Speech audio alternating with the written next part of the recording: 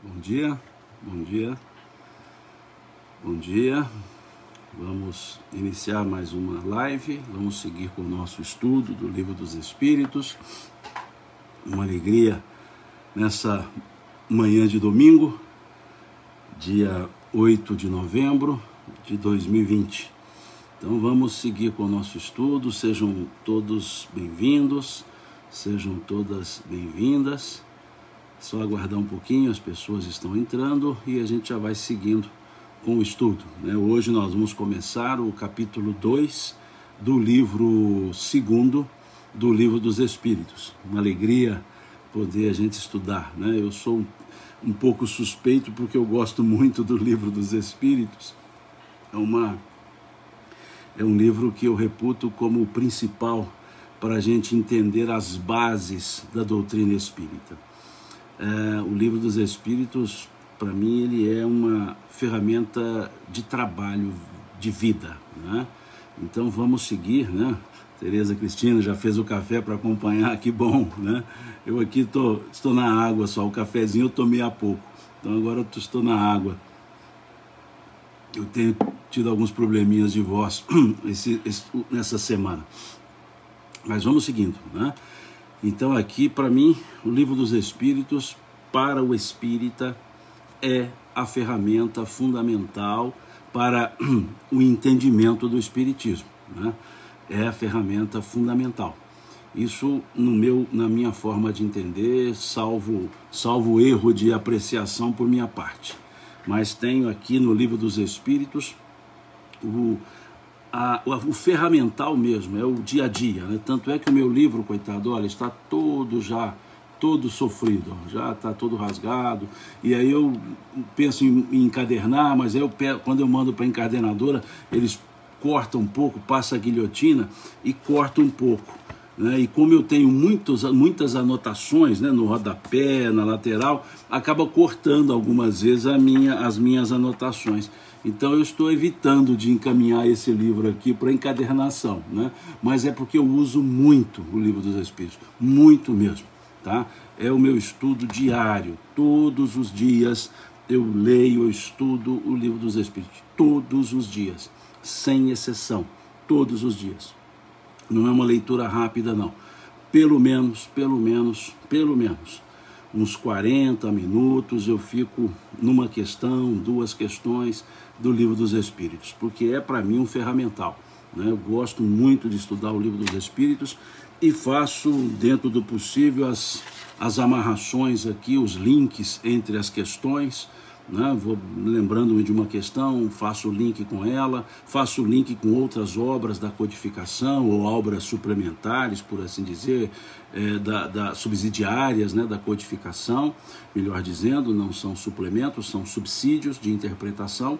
Então é o meu hábito, né? Então desculpe-me porque eu sou muito suspeito para falar do gosto pelo Livro dos Espíritos, ok?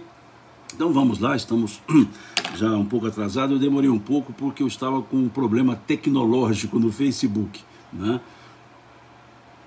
Atualizou uma versão e o negócio ficou atualizando aqui uns 10 minutos.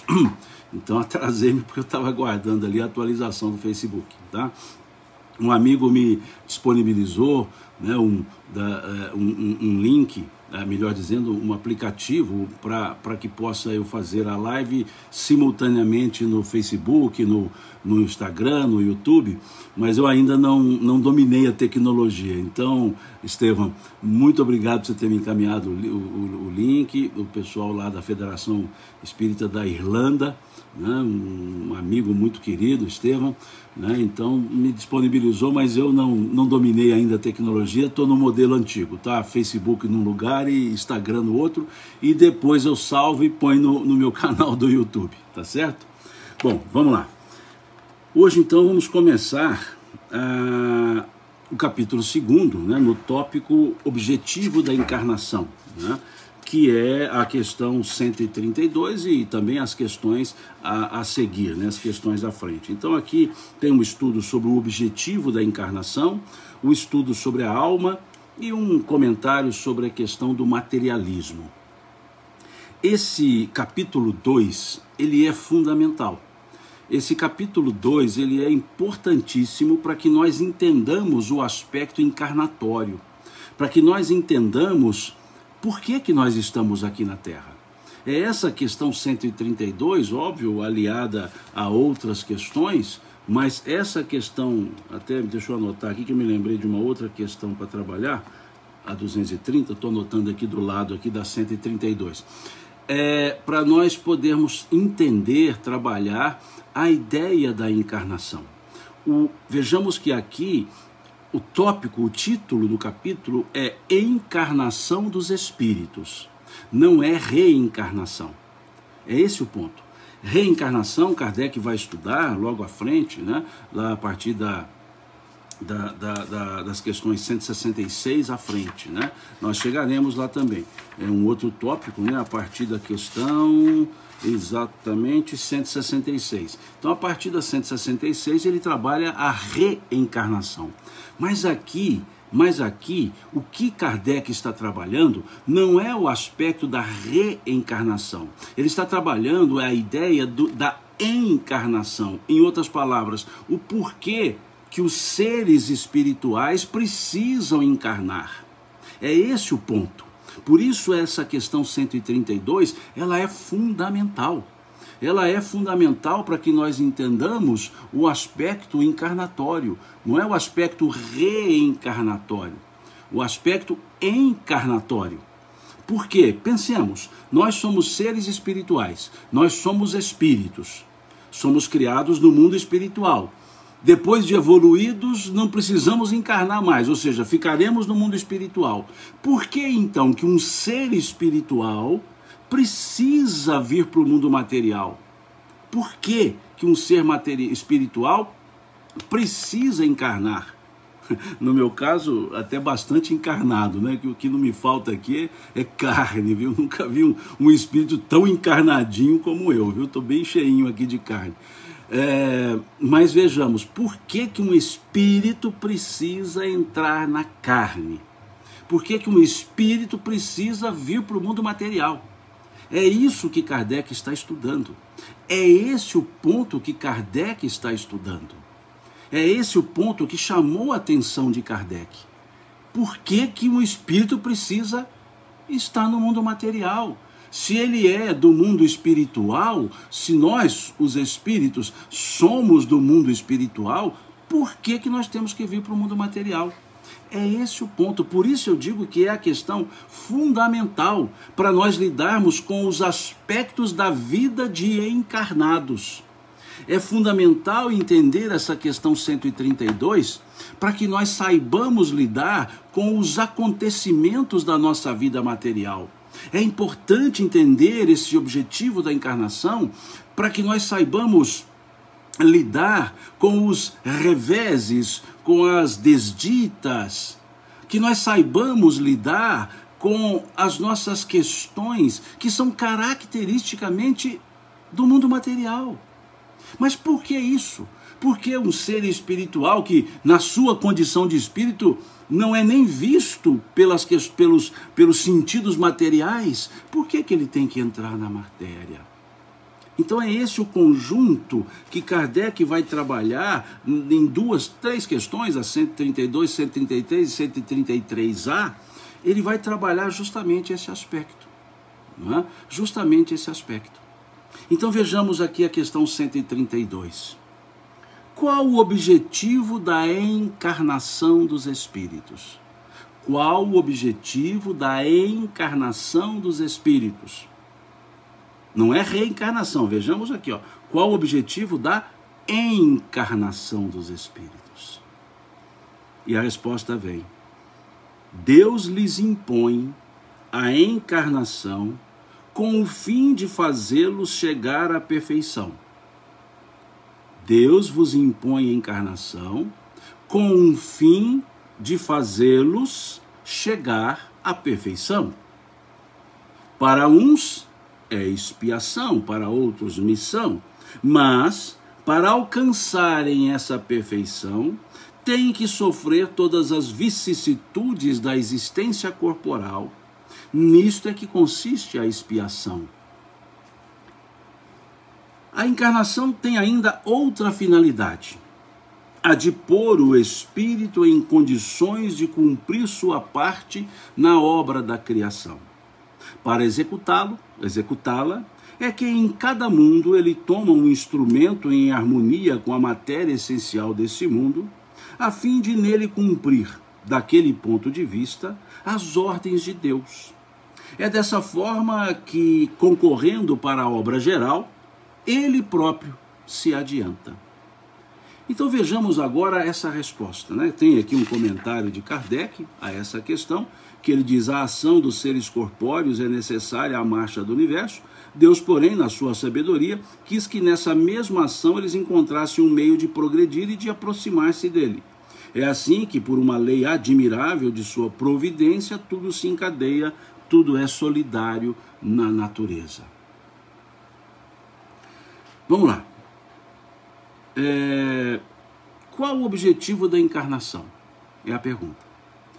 E aí nós já vemos na primeira frase,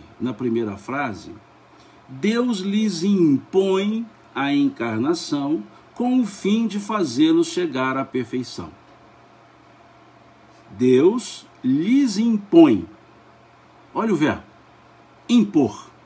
Deus lhes impõe a encarnação com o fim de fazê-los chegar à perfeição. O objetivo, atingir a perfeição. Agora há um verbo impor. A Rosa Flor fala aqui, interessante, ela diz assim, impõe, ótimo, então erramos enquanto espírito, por que espiar? Vamos chegar lá, Rosa, vamos chegar lá. Então pensemos, o verbo impor.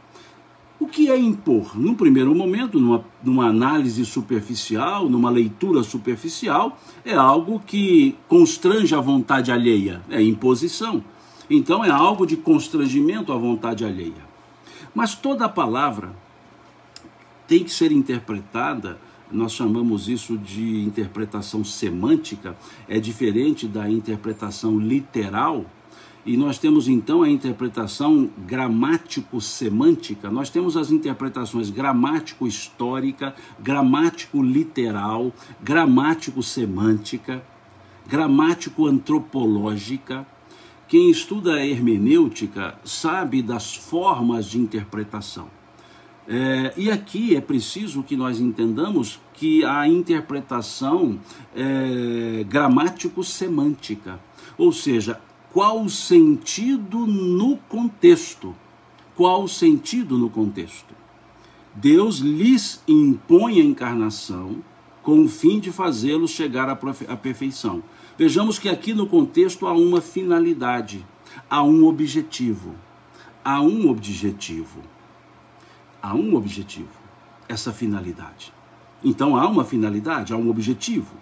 Se há um objetivo, há um motivo pelo qual se tem o aspecto encarnatório, ou seja, se tem o verbo impor, porque há um objetivo a ser atingido.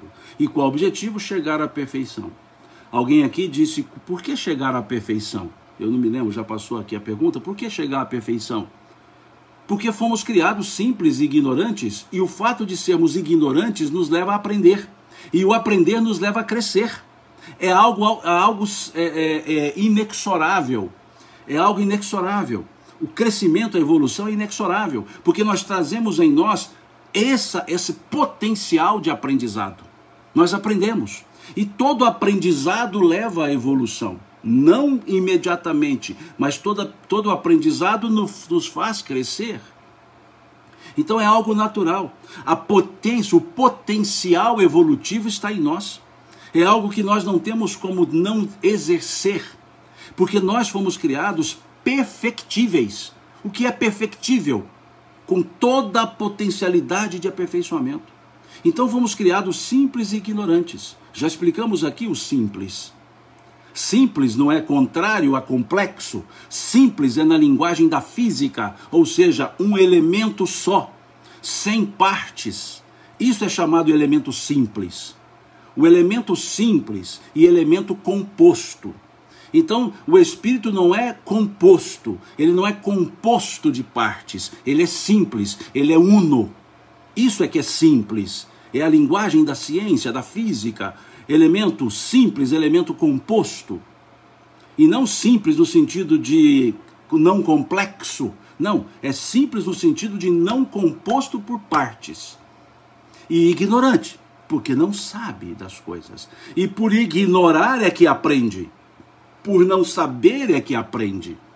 Então, o impulso evolutivo está em nós.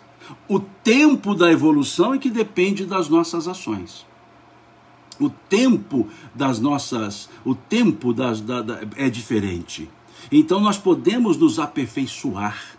Então o que é perfectibilidade? É a capacidade de aperfeiçoamento. É a capacidade de aperfeiçoamento. Por isso somos perfectíveis. E a questão 116, ela corrobora esse raciocínio, porque lá na questão 116 dizem os espíritos, todos os espíritos evoluirão. É o que está na questão 116. Não terá um espírito sequer que permanecerá para sempre nas camadas inferiores da evolução. É essa a pergunta. E a resposta foi, todos evoluirão. Todos evoluirão. Mais cedo ou mais tarde, porque depende das ações. Então, esse ignorar, o ignorante não é no sentido coloquial, pejorativo, que as pessoas utilizam para significar não inteligente. Não. É no sentido de ignorar as coisas e por isso aprende. Ponto. Nesse sentido, então, com esse conceito das questões 115, questão 116, ou questões 115 e 116, e entendendo que a finalidade é a perfeição, a encarnação é o meio. A encarnação é o meio. É o mecanismo. A encarnação é o meio pelo qual nos desenvolvemos. Então, onde eu posso buscar uma referência para dizer que o verbo impor aqui significa é necessário ou é necessária a encarnação? Onde nós podemos buscar um fundamento para dizer que é necessária a encarnação para a evolução espiritual? Porque senão é apenas uma interpretação, mas nós precisamos buscar bases. E aí nós vamos na questão 230. Na questão 230 aqui do Livro dos Espíritos, nós temos uma pergunta que corrobora a ideia de o verbo impor aqui na questão 132 significar necessidade e não obrigatoriedade, ferindo a livre vontade. Vejamos o que diz a questão 230 do Livro dos Espíritos. Aqui na questão 132 fala que a encarnação tem a finalidade de evolução. Então vem a questão 230 e pergunta Kardec: o espírito progride no estado errante? O que é estado errante? Não é estado de erro. Errante, erraticidade, é o outro nome que se dá ao mundo espiritual. Erraticidade é o outro nome que se dá ao mundo espiritual. Em outras palavras, o espírito progride no mundo espiritual. Vejamos que a questão 132 pergunta a finalidade da encarnação, e os espíritos dizem que Deus nos impõe a encarnação com a finalidade de nos fazer progredir. Então está dizendo, a encarnação é para progresso. E aí na questão 230, Kardec pergunta se também pode se progredir no mundo espiritual, se é somente no mundo material que se progride, não se pode progredir no mundo espiritual? É isso que ele está perguntando na questão 230, quando trata da vida espiritual. Aí vem, o espírito progride no estado errante? E vem a resposta: pode melhorar-se muito, sempre conforme a sua vontade e o seu desejo. Mas, olhemos a frase, mas é na existência corporal que põe em prática as novas ideias que adquiriu. Mas, vejamos, é na existência corporal que põe em prática as novas ideias que adquiriu. É como se dissesse, no mundo espiritual temos um aprendizado teórico, e na vida material o exercício prático desse aprendizado teórico. É por isso que eu, com todo respeito a quem possa pensar diferente e submetendo a erro, óbvio, é que eu digo que aqui na Terra é o laboratório das nossas experiências evolutivas. Aqui na Terra é o laboratório das nossas experiências evolutivas. No mundo espiritual, nós aprendemos, vejam, pode melhorar-se, sim, melhorar, muito, sempre conforme a sua vontade e seu desejo. Mas, olhemos a conjunção adversativa. Mas, já todas as vezes que se usa uma conjunção adversativa, está se dando ênfase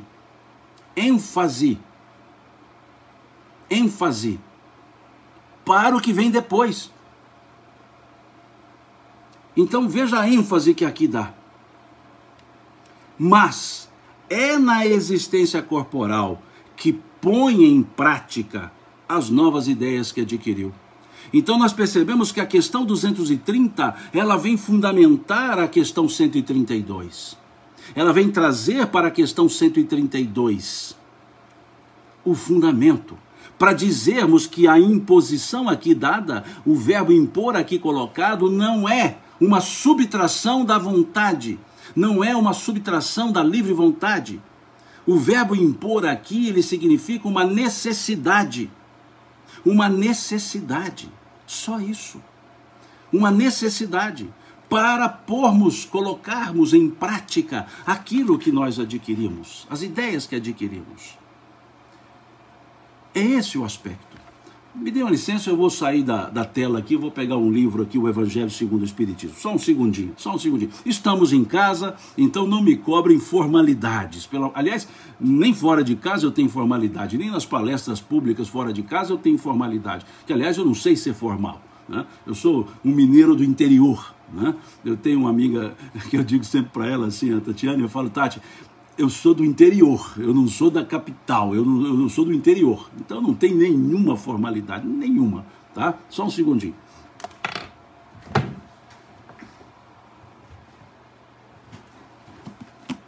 Tá aqui.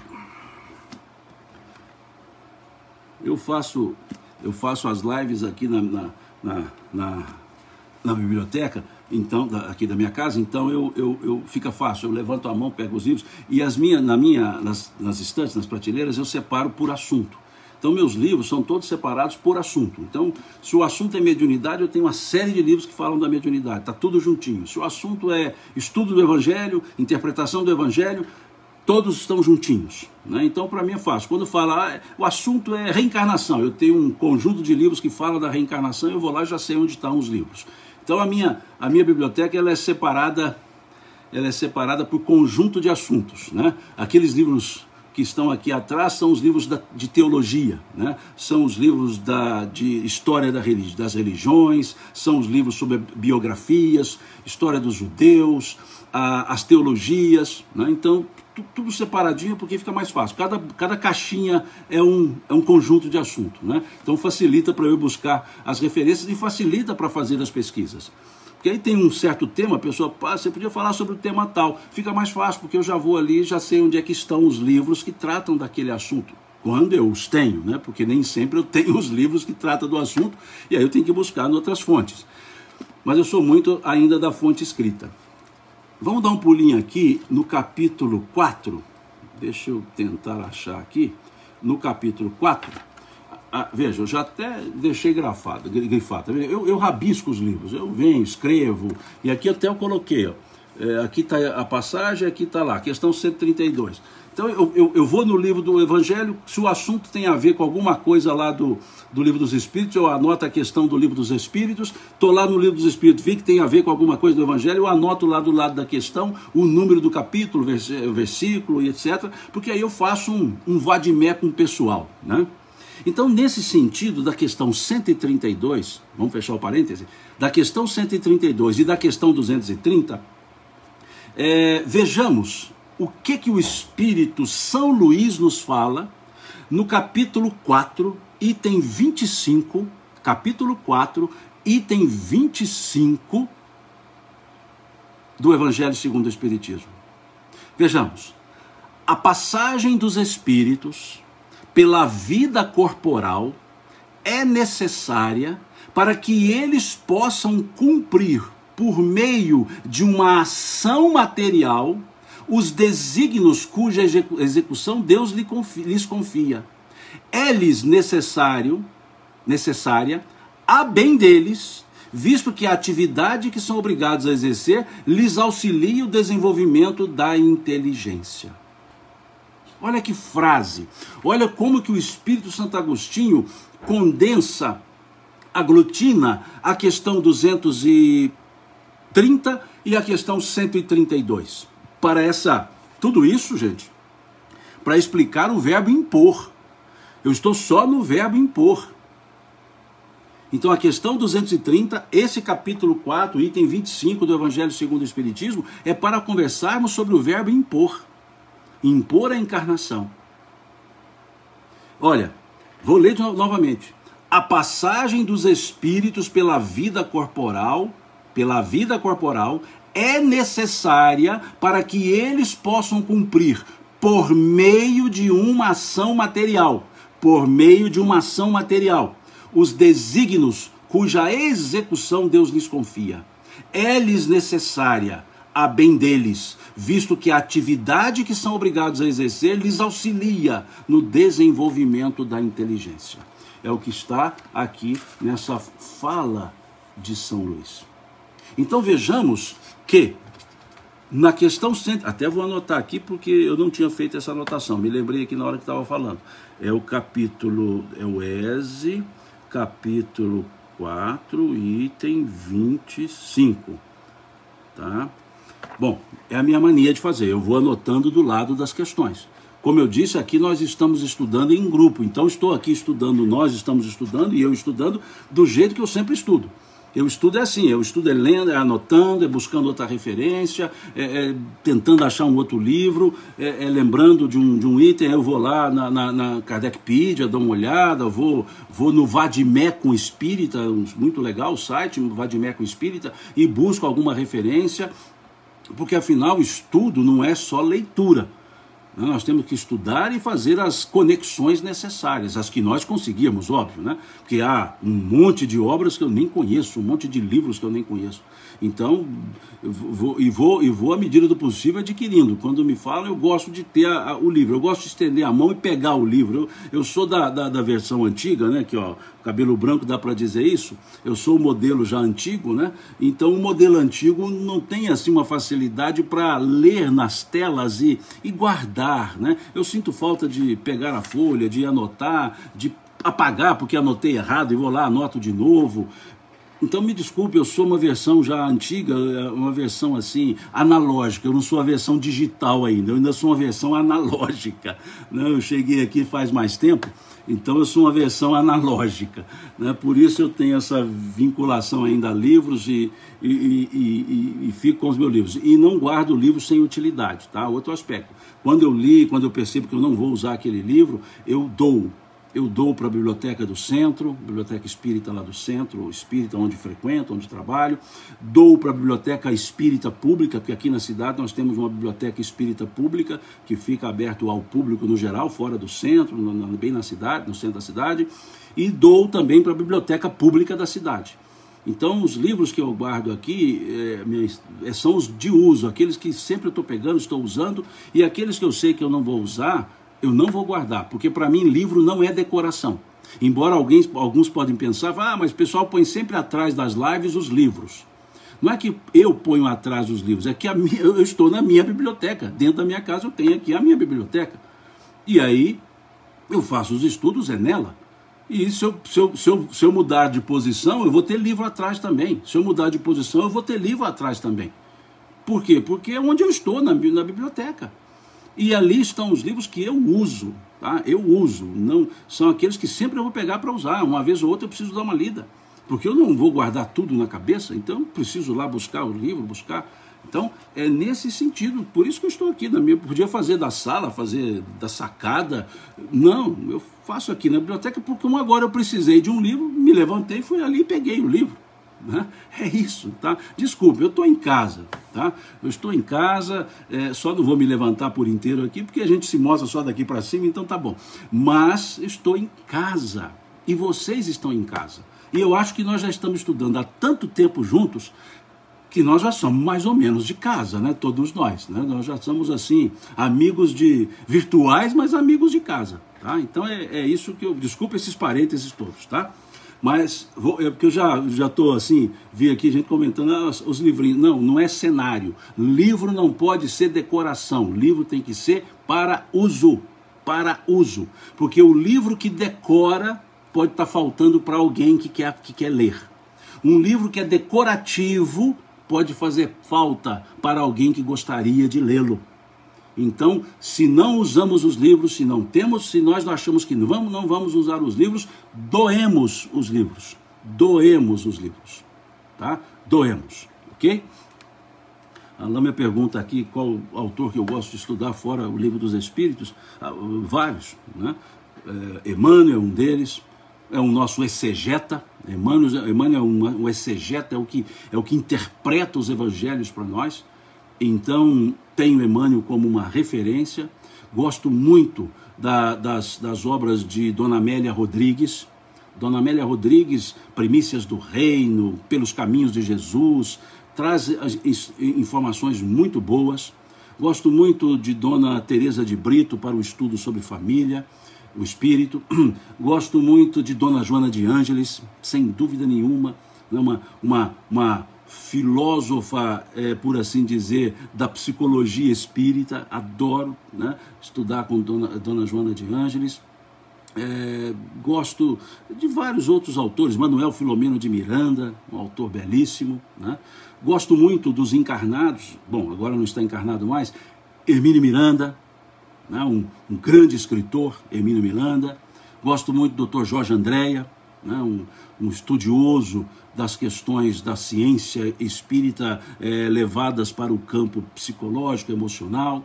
Gosto muito também das obras de professor Guimarães, Hernani Guimarães Andrade, principalmente para os estudos de reencarnação, né?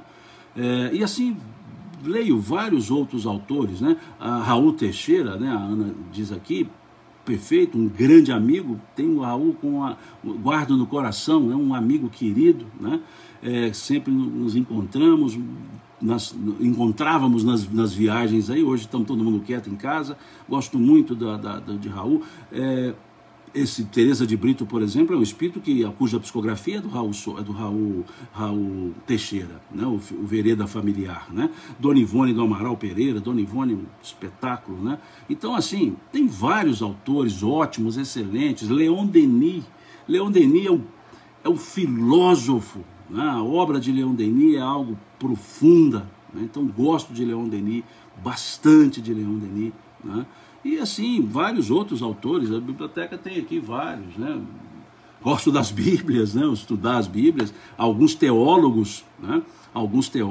Gosto muito, tá certo? Então vamos fechar esse parênteses e voltar aqui, né? A questão 132. Divaguei, desculpe-me, divaguei.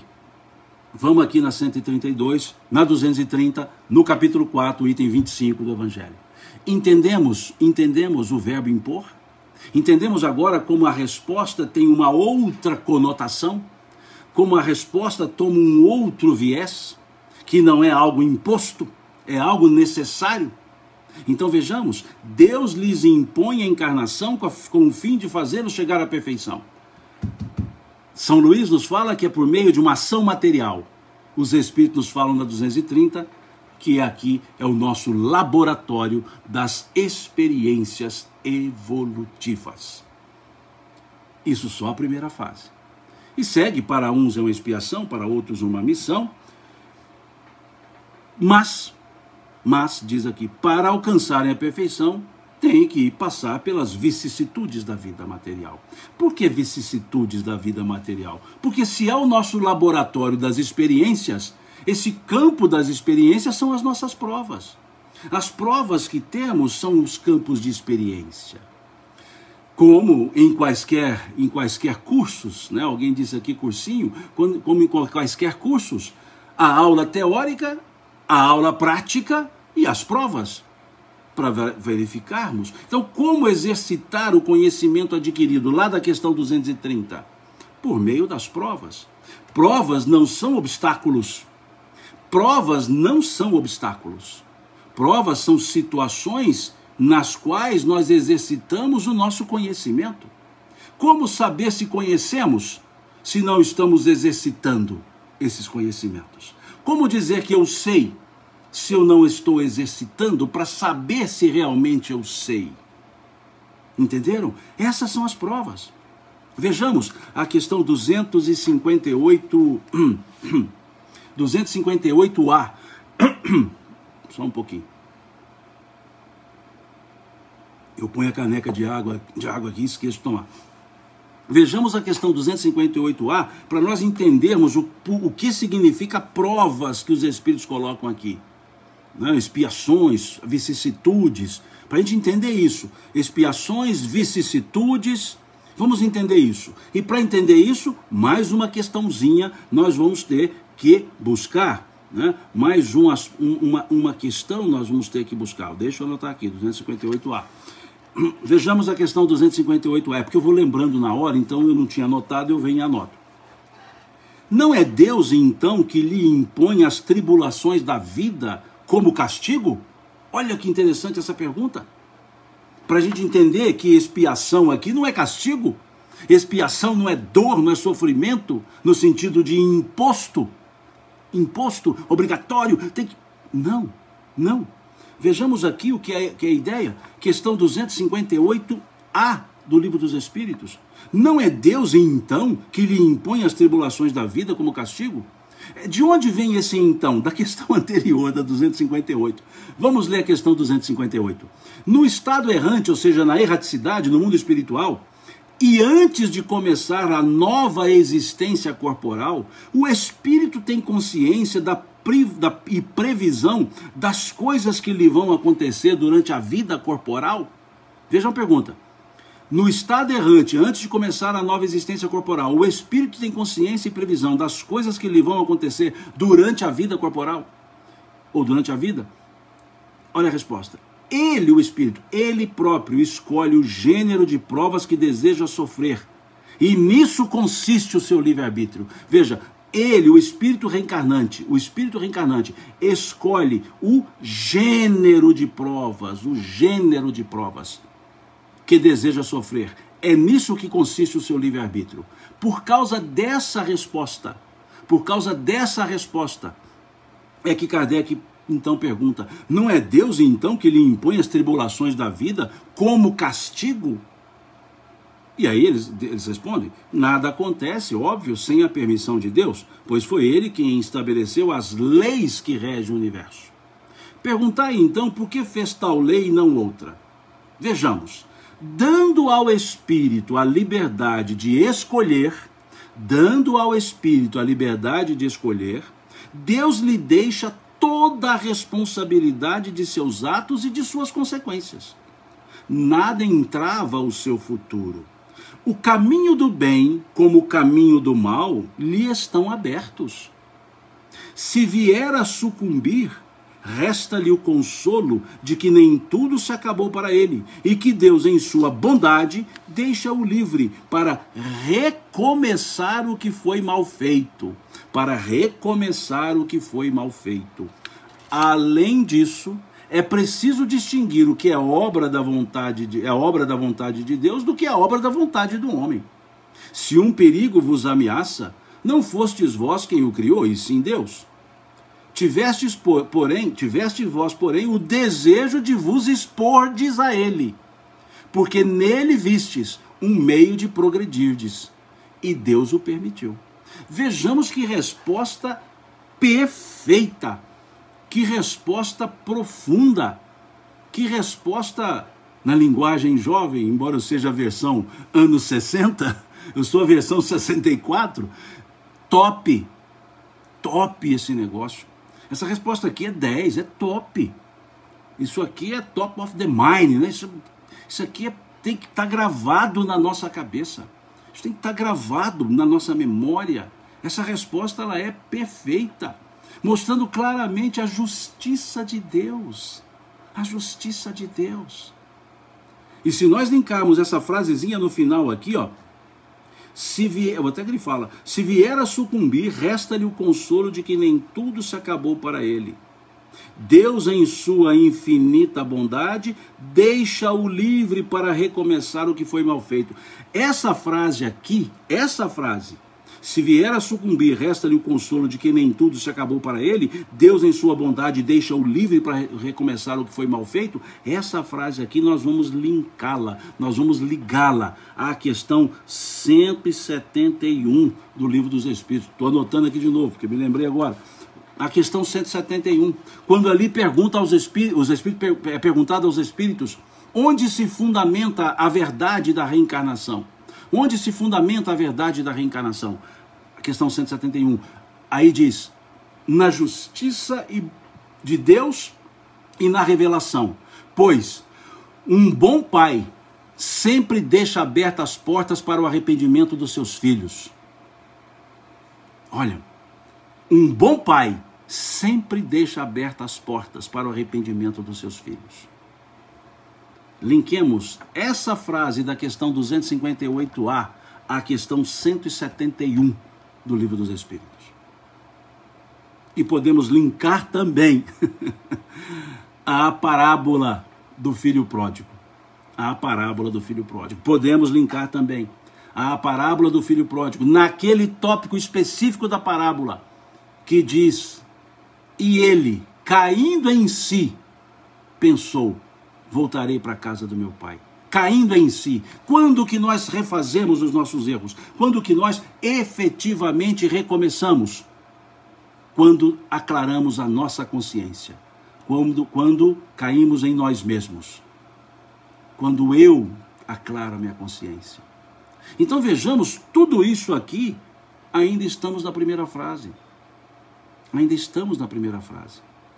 Para entender o verbo impor, questão 230, Evangelho capítulo 4, item 25. Para entender a expiação, questão 258A.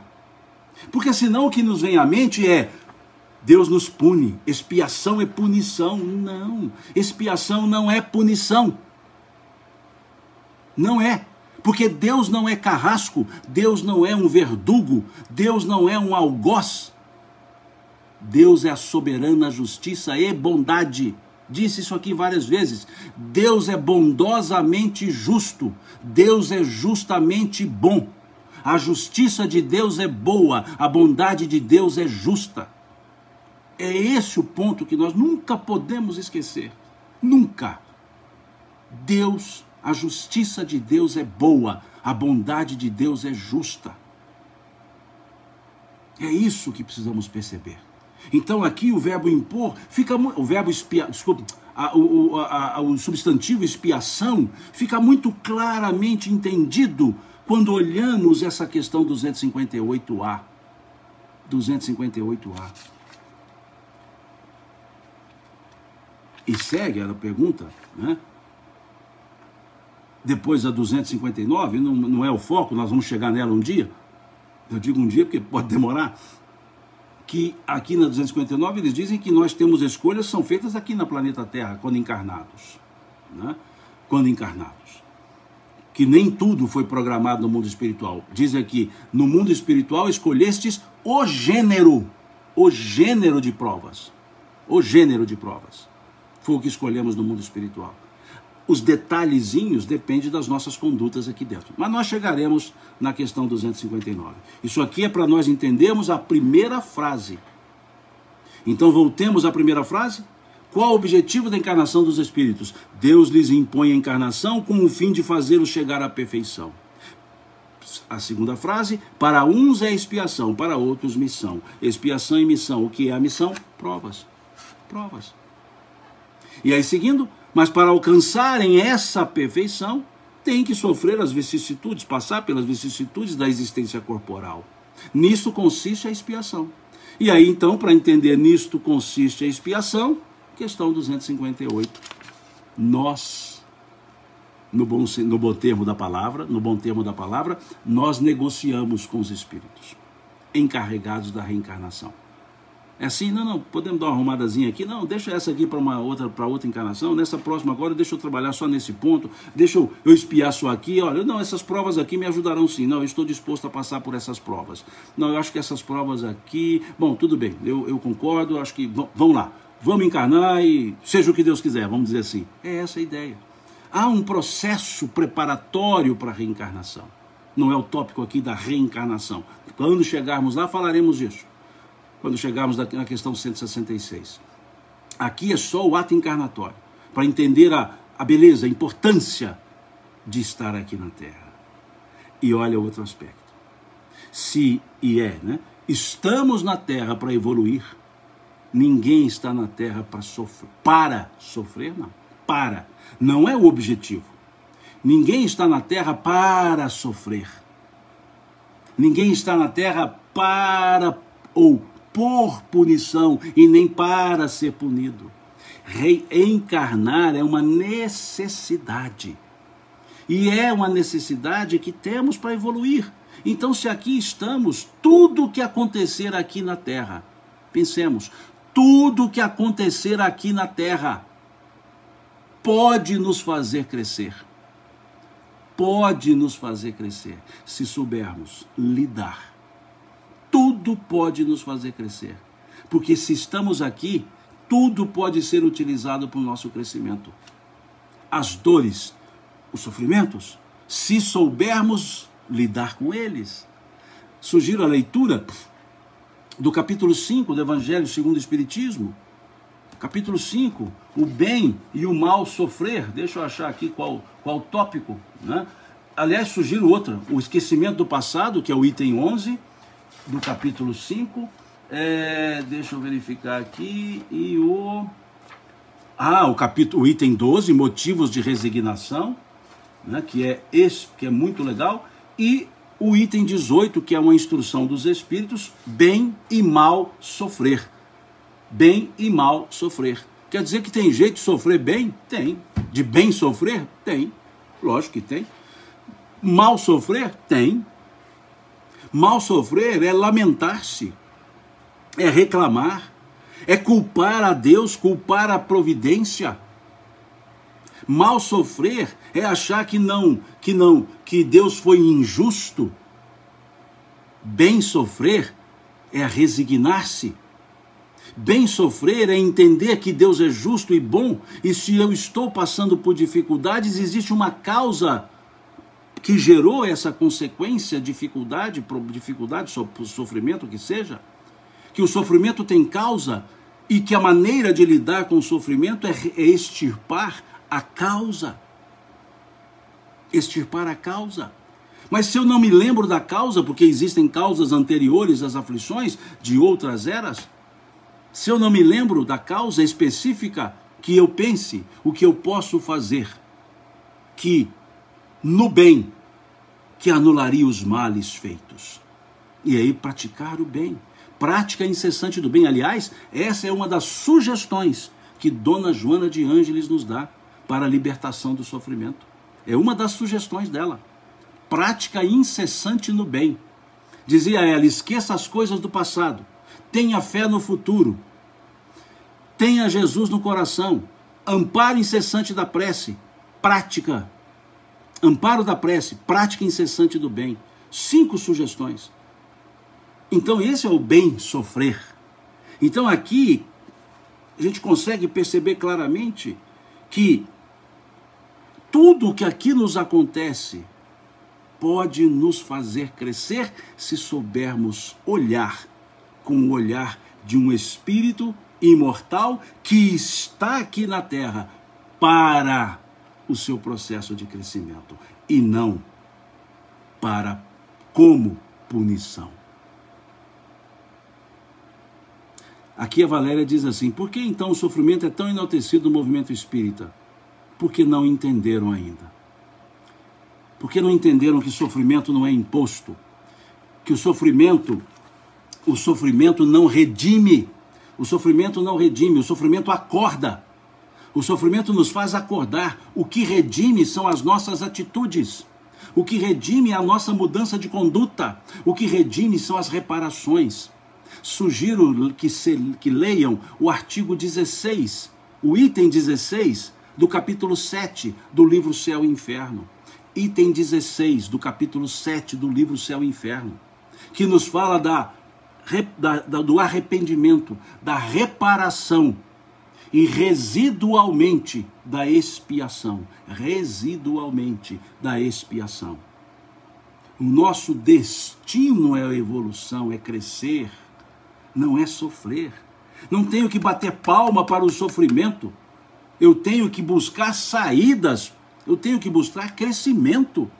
Eu tenho que entender que essa dor, esse sofrimento é um alerta, é algo dizendo que o que eu fiz não está bom. O sofrimento é consequência de atos. Então, quando a situação está difícil, é perceber, opa, o jeito que eu fiz gerou isso. O que eu posso fazer de diferente? Quais sentimentos eu trago aqui? Porque muitas vezes dizemos, eu sou tão bom. Não dizemos assim, eu não faço mal para ninguém. Então fale diferente. Eu faço bem para alguém? Eu faço bem no limite das forças para alguém? Ou para todos? Não é para alguém, para todos. Eu tenho bons sentimentos? Eu trago ainda orgulho? Eu trago ainda vaidade? Eu trago ainda egoísmo? Eu só defendo os meus interesses? Eu sou frio para com as pessoas? Eu só sou bondoso quando aquilo me agrada e quando eu posso ter benefício? Eu preciso fazer essas perguntas, porque se as respostas a quaisquer delas, desculpe-me, ou a qualquer uma delas for sim, sofrimento vai existir.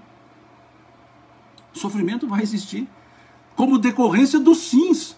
Eu guardo o egoísmo? Guardo. Sim, vai haver sofrimento. Eu guardo orgulho? Sim, vai haver sofrimento. Eu só penso em mim? Sim, vai haver sofrimento. Se alguma resposta for sim, vai. Por quê? Porque eu estou semeando. Eu estou semeando isso. É uma consequência. Não é punição. Sofrimento não pode ser olhado como uma punição. Não pode. É justamente um indicativo. Um indicativo. Para dizer, mineiramente falando, peraí, o que eu estou fazendo não está legal. Peraí, não é legal o que eu estou fazendo. Por quê? Por que eu sei que não é legal? Porque as consequências não estão boas. Eu preciso mudar a atitude. Mudar a atitude. Atitudes iguais, resultados iguais. E é isso que está na letra de um tratado existencial que precisa ser estudado nos cursos de filosofia. Quando for estudar o existencialismo, precisa de trazer para a sala de aula esse tratado existencial que foi escrito por dois filósofos, senhores Almir Sater e Renato Teixeira.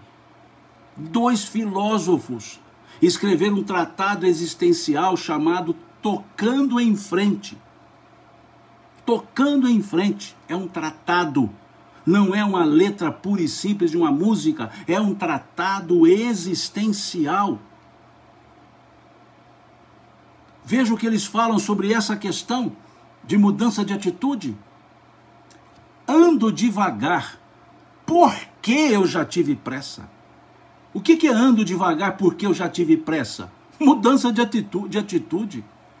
Ando devagar agora porque eu andava apressadamente. E se eu estou andando devagar agora é porque apressadamente não resolveu nada. Porque andar apressadamente não me levou a lugar nenhum. Então eu vou mudar a conduta.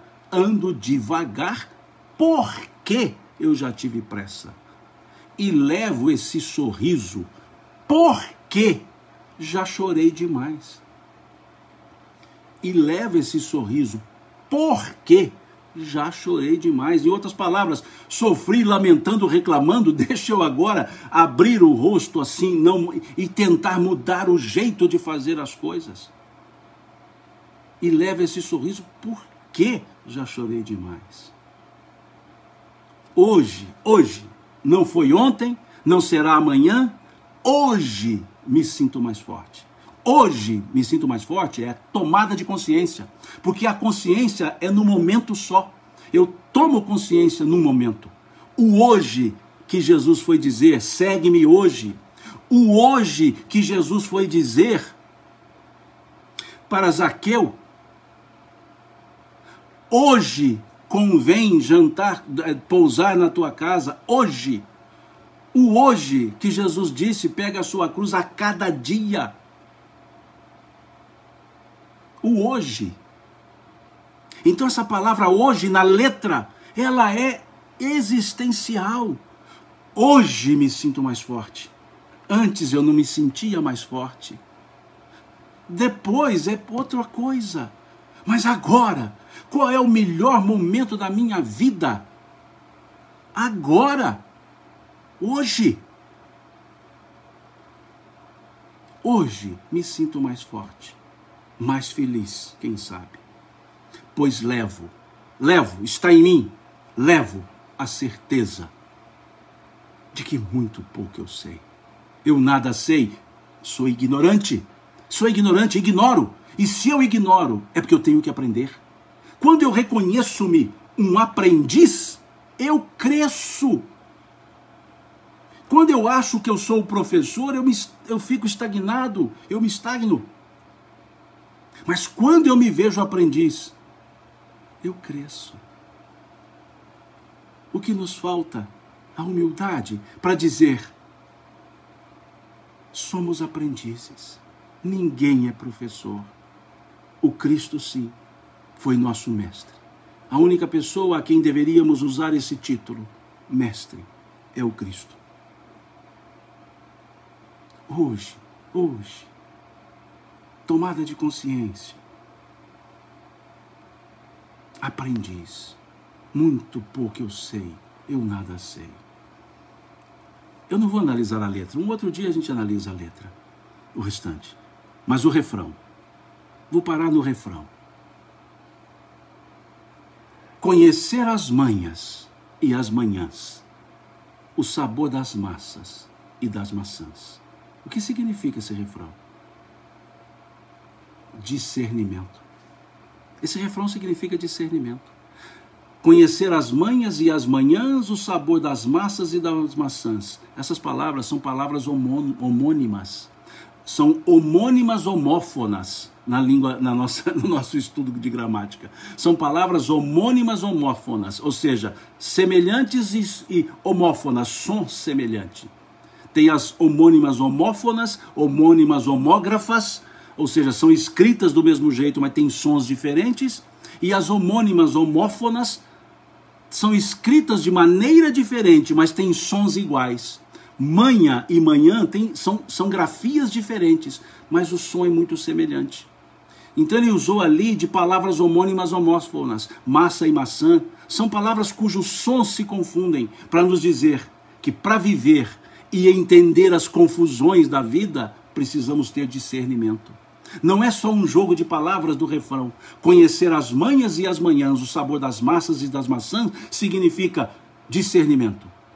Eu preciso saber o que é manha e o que é manhã, ou seja, eu preciso saber o que é certo, o que é errado, o que é bem, o que é mal, as dicotomias, os painéis do mal e do bem estão à nossa frente. Eu preciso escolher qual deles. Isso é conhecer as manhas e as manhãs, o sabor das massas e das maçãs. Oh, não é um joguinho de palavras, gente. Isso não é só para fazer rima. Não. Eu preciso saber discernir as coisas. Eu preciso saber o que eu devo fazer.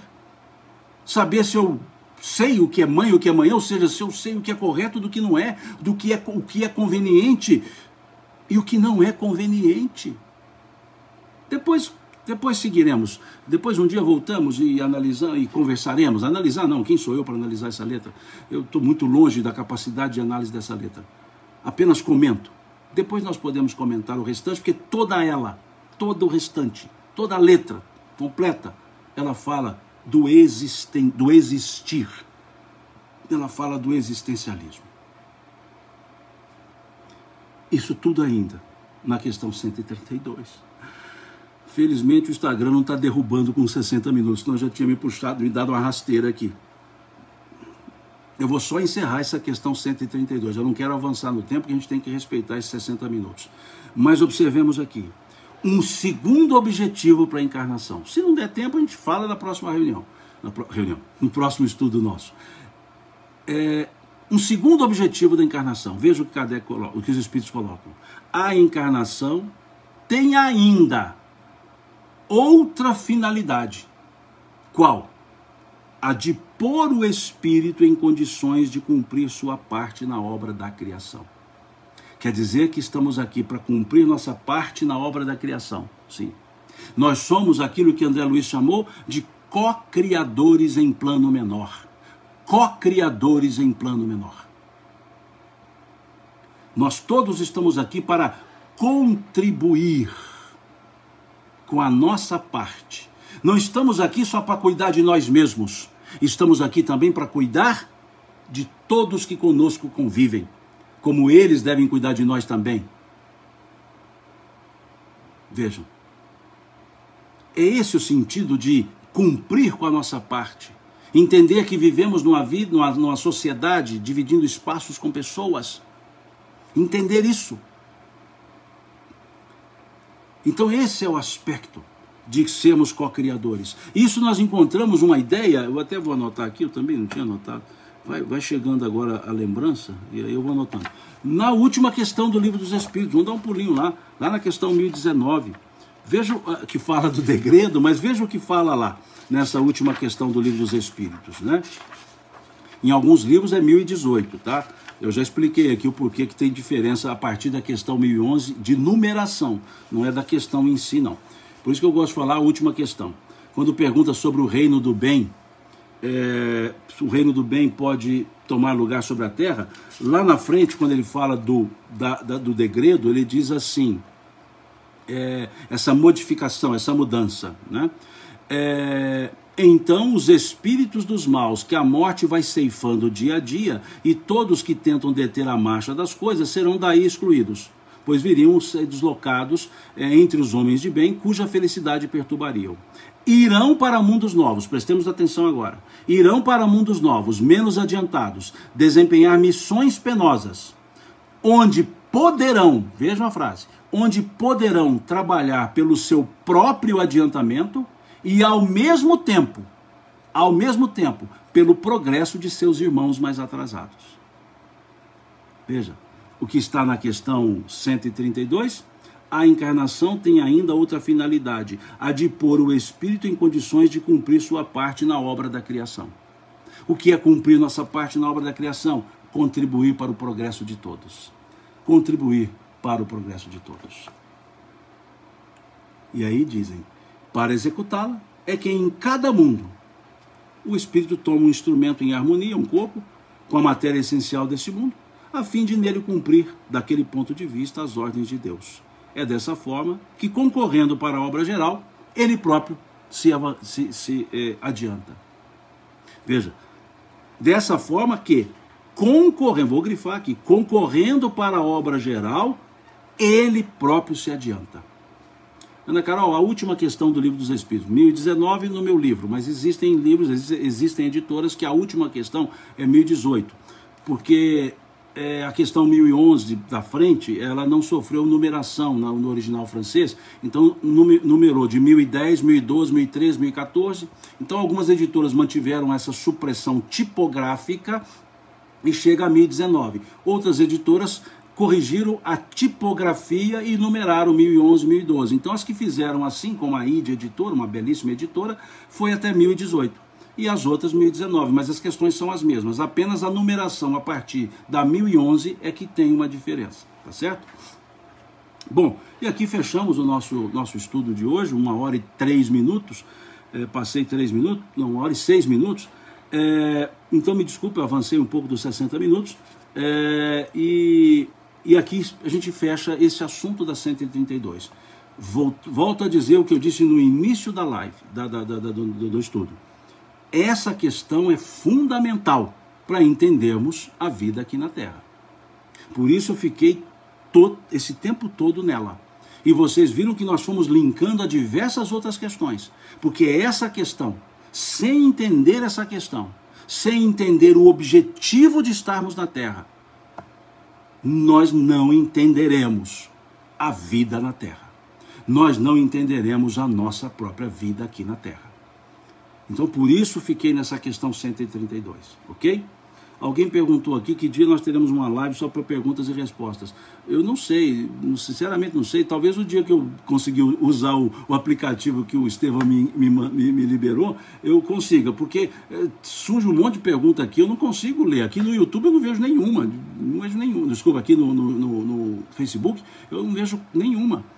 Aqui no Instagram eu vejo 3. Então passa na velocidade, vai acontecer da pessoa perguntar, eu não consegui ver, e aí eu tenho que voltar, e as pessoas podem achar que eu não dei atenção, né? Então talvez, eu não sei se, talvez quando eu montar o outro lá, quando eu conseguir usar esse StreamYard dele, que ele me passou, eu posso até fazer isso, mas do jeito que está aqui eu tenho dificuldade, tá certo? De ler as questões. Beleza? Bom, paramos aqui. No nosso próximo estudo, né, quarta-feira, às 20 horas, às 20 horas, a gente volta e segue com o estudo, né? Nós fazemos esse estudo, para quem está aqui pela primeira vez, aos domingos, às 10 horas, e às quartas-feiras, às 20 horas, né? Então, muito obrigado mais uma vez a vocês, né, por nos acompanhar, né? Alguém perguntou aqui qual que é a tradução, qual o tradutor que eu uso das obras de Kardec. Depende, esse livro aqui é do Evandro Noleto. Eu tenho outras traduções que são do Guion Ribeiro. Eu tenho outras que são do Quintão. E eu tenho outras que são do Gentili. E tenho também do Herculano. Então, depende aqui, não tem uma tradução. Embora eu não domine a língua francesa, mas eu tenho aqui os livros em francês, alguma duvidazinha de tradução, eu dou um pulinho lá no texto original, busco alguns dicionários semânticos e tento entender por que das diferenças, né? Ok? Bom, então, gente, muito obrigado mesmo, bom domingo para todos vocês, bom domingo para vocês em família, que Deus abençoe a nós todos, que Deus abençoe as nossas famílias, muito obrigado a vocês por esse carinho, essa presença que vocês têm aqui no estudo. Sinceramente, eu fico assim feliz, alegre, fico muito feliz com isso, né? Fico mesmo. E ao mesmo tempo uma responsabilidade, né? Por ter tantos amigos assim. Muito obrigado mesmo. Deus abençoe a todos vocês. Fiquem com Deus e Deus lhes pague por todo esse carinho. Deus lhes pague por essa atenção. E até quarta-feira para esse nosso estudo, se Deus quiser. Até lá.